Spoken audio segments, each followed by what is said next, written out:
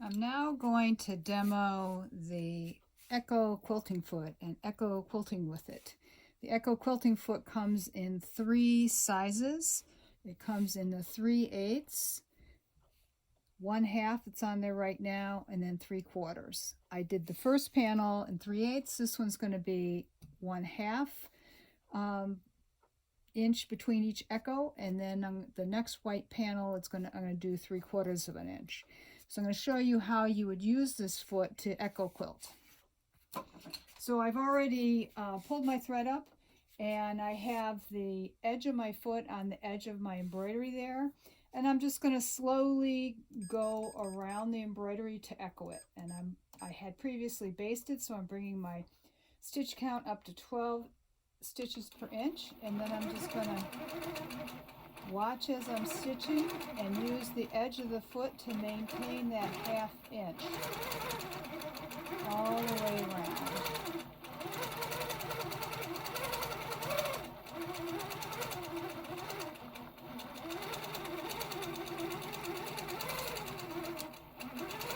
And I'm going to just keep going around and around. I'm not going to cut my thread between each row.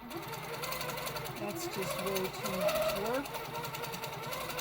You know, of course, if this were a competition quilt, then I would do that, but this is just a sample to show you the distance between echoes.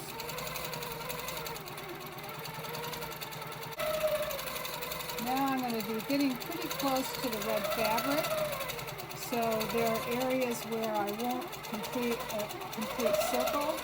I'll just go back and fill in the corners.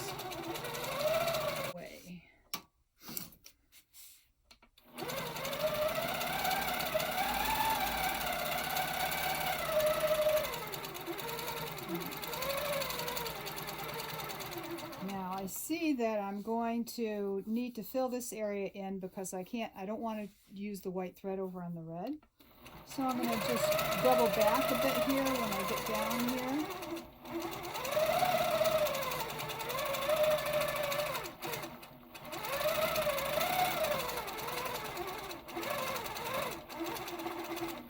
And then I'm going to bring my bobbin thread up, cut that, and do the 4 corners. Now once I get all 3 blocks, the 3/8, the 1/2, and the 3/4 block with the Echo quilting done, I'm going to change to my square feet and do some piano keys or matchstick quilting. It has different names. And using this square feet and a ruler, I can get really nice even lines here relatively quickly. So that will be the next video, using the square feet to do piano key quilting.